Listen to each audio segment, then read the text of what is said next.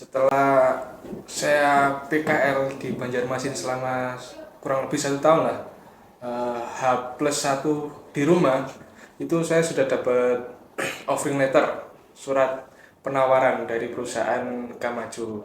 Dari bengkelnya terus kemudian dialihkan ke pertambangannya seperti itu. Kalau mekanik masih bisa menjadi operator. Kalau operator eh, jarang banget yang bisa menjadi mekanik. Podcast Keren, channel podcast Kelautan Turen. Halo, assalamualaikum warahmatullahi wabarakatuh. Kembali lagi di podcast keren, podcastnya Kelautan Turen. Kali ini kita kedatangan tamu, yaitu seorang alumni SMK Negeri 2 Turen. Selamat datang Mas Fajar Arifianto. Selamat datang. Ya, selamat datang di podcast Kelautan Turen. Oke, jadi Mas Fajar ini adalah alumni SMK Negeri 2 Turen, betul Mas? Betul. Tahun lulusan Angkatan 18. Angkatan 18. Berarti lulusan tahun 2023 kemarin ya? Betul. Ya, oke. Mungkin pertama bisa perkenalan dulu. Boleh Ya. perkenalan? Perkenalkan, nama saya Muhammad Fajar Arifianto, dari jurusan TKWI Angkatan 18. Lulusan tahun 2023 ya. Oh, jadi dulu jurusan TKPI? Ya, Teknik Kapal Penangkap Ikan. Oh ya. Kalau rumahnya di mana, Mas? Rumah saya sendiri berada di Kecamatan Apel Gading, Kabupaten Malang. Tepatnya Malang Selatan ya. Oh ya ya, di Ampel Gading. Ampel Jauh Mas ya. Jauh banget. Dulu di sini kos atau asrama, Mas? Dulu awal-awal pas masih sekolah tuh awal-awalnya zaman-zamannya Covid ya. Ya. Jadi masih pulang pergi PP, naik motor sejam lah kalau berangkat tuh. Baru kelas 2 itu baru ngekos di dekat sekolah. Oh, jadi awal-awal PP dulu terus akhirnya masuk tiap hari kos ya. Betul. Oh ya. Oke, jadi Mas Fajar ini lulusan 2023, setelah lulus langsung bekerja Mas ya kabarnya. Sebetulnya nggak langsung bekerja sih, cuman Iya. setelah saya PKL di Banjarmasin selama kurang lebih 1 tahun lah, H+1 di rumah, itu saya sudah dapat offering letter, surat penawaran dari perusahaan Kamaju yang saat ini saya tempati. Nah, di situ baru kita setuju apa enggak. Setelah setuju baru MCU, medical check up, baru kalau lolos bisa langsung kerja. Gitu. Oh, jadi dulu PKL-nya juga di Kalimantan juga, Betul, di Banjarmasin. di Banjarmasin. Dulu ikut apa? ILC ya, ILC. Ya, ILC dulu kerjasama dengan Kelautan. Jadi setiap jurusan yang ada berhubungan dengan teknik dulu bisa masuk ILC. Nah, ILC itu kerjasama di Kelautan. Pertama angkatan saya di angkatan 18 itu. Berarti termasuk jurusan TKR pun sebenarnya bisa. Bisa, ada kok teman saya yang jurusan TKR juga yang ikut ILC juga. Bisa. Oh ya ya, oke oke. Jadi dulu ikut ILC PKL, kemudian di Banjarmasin, kemudian setelah PKL baru ada panggilan lagi Eh, bekerja. bekerja di pekerjaan yang sekarang lah. Sekarang di PTK Maju. Ya, saya sekarang di PT Kamaju. Itu tempatnya di mana, Mas? Tempatnya di Kapuas, itu Kalimantan Tengah kalau nggak salah. Di Kapuas. Di Kapuas, Iya. Kalimantan Tengah. Ya, sudah kalau terhitung dari sejak Mas Fajar lulus ini sudah dapat 1 tahun lah berarti. Apa lebih? 1 tahun lebih, hampir 2 tahun malahan kayaknya. Iya, hampir 2 tahun ya. Ya, hampir 2 tahun. Hampir 1 tahun setengah lah. 1 tahun setengah. Ya, memang jadi Mas Fajar ini salah satu alumni SMK Negeri 2 Duren yang setelah lulus itu langsung dapat penawaran untuk bekerja di Kalimantan di PT Kamaju. Itu perusahaan apa, Mas? Jadi Kamaju itu yang dulu banget kan ada namanya perusahaan unit traktor tuh mas. Yuti. Ya Yuti, Ya. biasa orang manggil Yuti.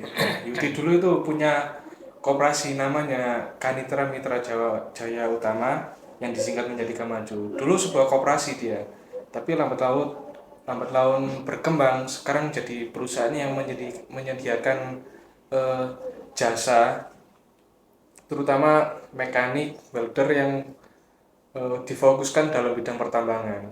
Jadi Kamaju sekarang difokuskan untuk bidang pertambangan, manpowernya. Itu tambang apa? Yang saya tempati tambang batu bara. Tambang batu bara. Berarti PT Kamaju itu eh, Ya, mekaniknya PT apa? Tambang batu bara untuk unitnya. enggak tambang batu bara aja sih, semuanya Ada tambang emas juga berarti. ada. Kebanyakan di bidang alat berat rata-rata. Oh ya. Itu kalau dengan Pama kayak gitu itu PT Kamaju itu seperti apa, Mas? Maksudnya apakah sama kayak Pama gitu? Beda mas. Kalau Pama sendiri kan secara garis besar dia kontraktor Kontraktornya. penambang. Oh Ya. ya. Nah, kalau Kamaju dia penyedia jasa mekanik, welder. Misal Kamaju ini kalau misal Pama kekurangan mekanik ya. Ya. Nah, itu dia bisa ngambil ke Kamaju. Oh, Gitu. jadi untuk orangnya lah di. Ya, orangnya aja. Kalau Pama dia yang mengelola tambang. Gitu, Mas. Yang mau planningkan gitu. Itu Pama. Kalau Kamaju cuman dia menyediakan jasa digunakan oleh kontraktor tersebut. Salah satunya Pama. Oh, seperti itu ya ya. Oke. Terus kan ini 2023 itu eh, Mas Fajar ke Kalimantan. Itu kesan pertamanya setelah lulus SMK terus masuk ke dunia kerja itu seperti apa, Mas, kesannya? Sebenarnya mana ya? Kalau dari sudut pandang saya sendiri seru mungkin ya. Karena kita bisa ketemu orang baru, bisa ketemu tempat baru, dapat pengalaman baru walaupun emang mental kita pasti diuji di sana. Seperti kayak mekanik-mekanik senior kan pasti kalau Jadi memang ada tekanan. kalau ke anak baru pasti ditekan lah. Tapi memang tujuannya untuk membuat anak itu bisa. Jadi untuk adik-adik yang mau merantau mungkin ya bisa Ya. jangan takut kalau bisa. Karena itu bukan apa-apa, masih ada yang lebih parah lagi dari itu. Gitu.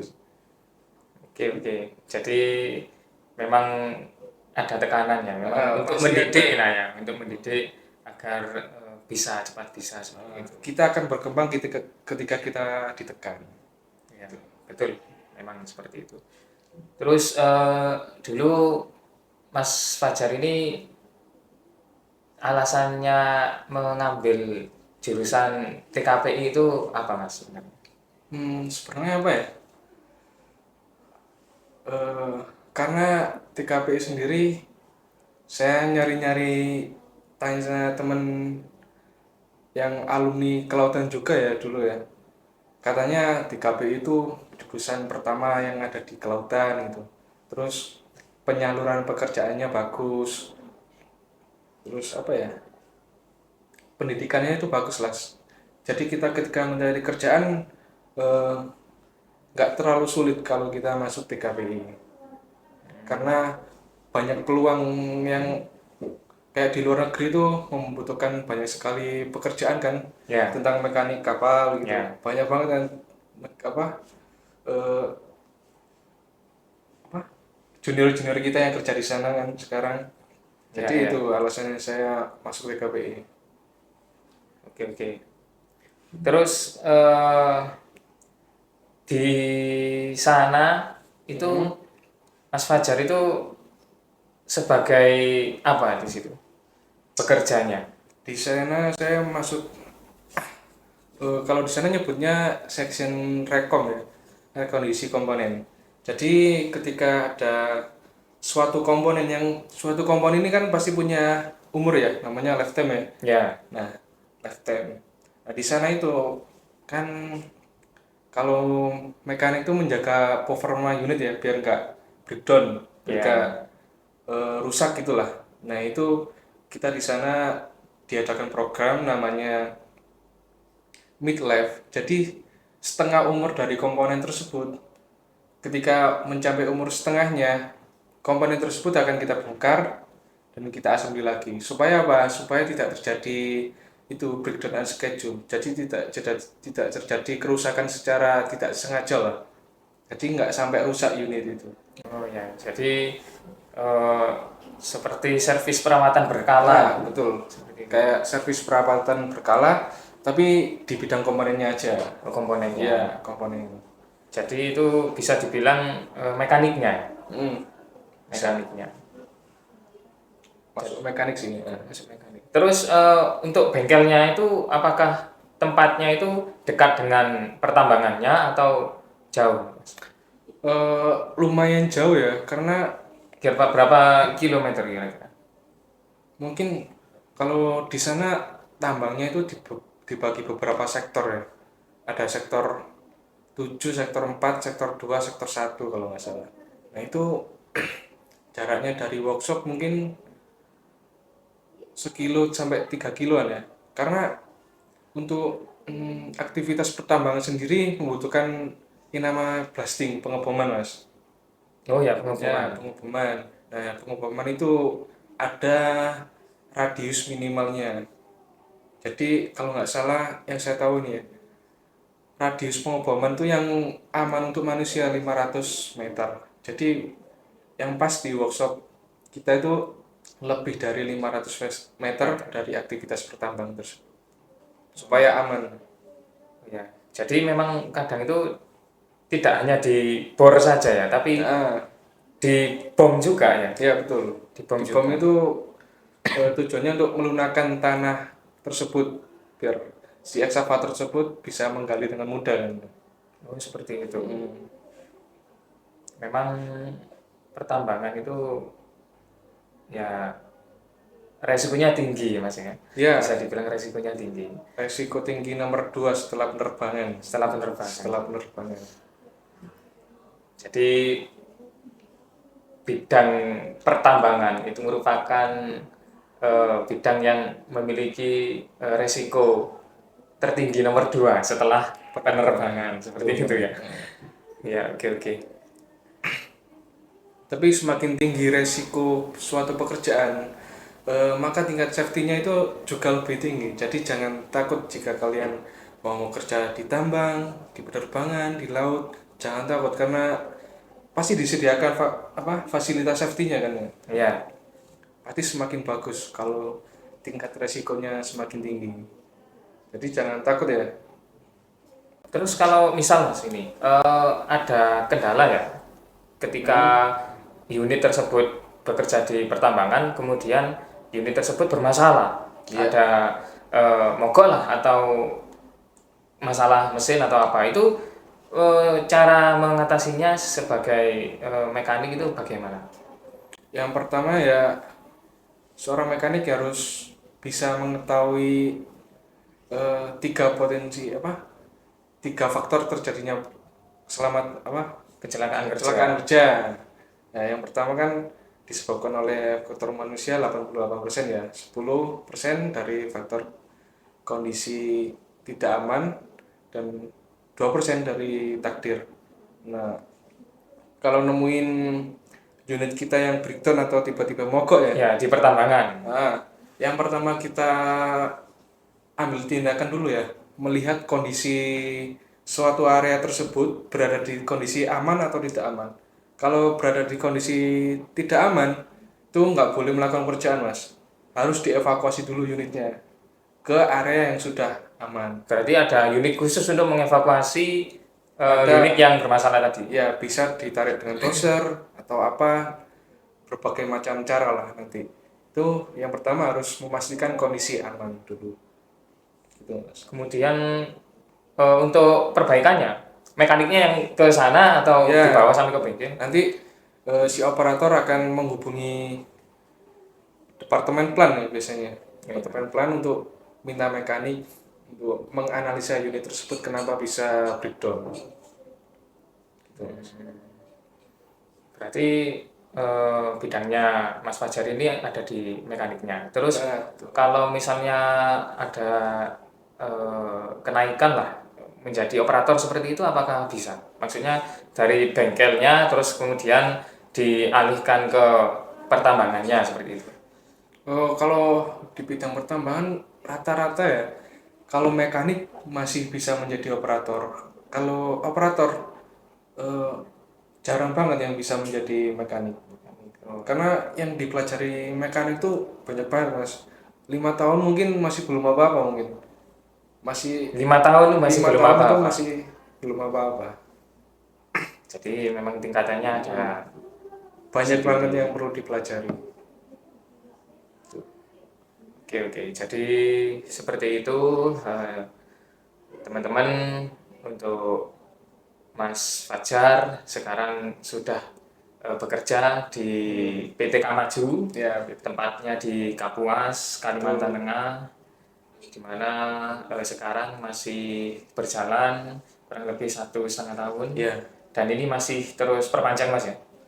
masih terus perpanjang. Kemarin baru perpanjang kontrak kemarin. Perpanjang 1 tahun lagi. Perpanjang 1 tahun lagi. Oh ya, memang kita sebagai manusia itu harus mencari pengalaman, terutama pekerjaan itu sangat penting agar kita, kan ada yang bilang guru yang baik itu adalah pengalaman. Nah, betul banget. Jadi ketika kita sudah mencari pengalaman, kita pasti akan tahu bagaimana rasanya ada di dunia kerja, dunia industri, bahkan dunia kewirausahaan seperti itu Mas ya. Ya. Oke, mungkin kita tanya-tanya itu saja Mas. Kemudian ini satu pertanyaan terakhir, mungkin ada pesan dan kesan yang disampaikan kepada taruna-taruni, siswa-siswi khususnya di SMK Negeri 2 Duren untuk dapat menjadi motivasi lah untuk mereka dalam menghadapi dunia kerja itu seperti apa? Silahkan Mas. Untuk motivasi ya, mungkin kalau saya sendiri ya, rezeki itu akan datang ketika kita bergerak. Jadi ketika kalian ingin sukses, teruslah berkarya walaupun tidak ada yang melihatnya. Mungkin suatu saat nanti akan banyak orang yang tahu yang melihatnya. Mungkin belum waktunya aja. Jadi jangan mudah putus asa, tetap semangat. Mungkin itu aja sih. Itu saja. Oke. Jadi jangan putus asa, tetap semangat. Oke, terima kasih. Mungkin itu para pemirsa podcast keren yang episode kali ini bersama Mas Fajar, alumni Kelautan angkatan 18, lulusan tahun 2023. Terima kasih atas kedatangannya Mas Fajar. Ya, sama-sama. Mudah-mudahan diberi kesehatan selalu di sana, Amin. diberi keselamatan Amin. dan sukses selalu. Terima kasih. Mungkin itu saja kami akhiri. Wassalamualaikum warahmatullahi wabarakatuh. Waalaikumsalam. Salam satu jangkar.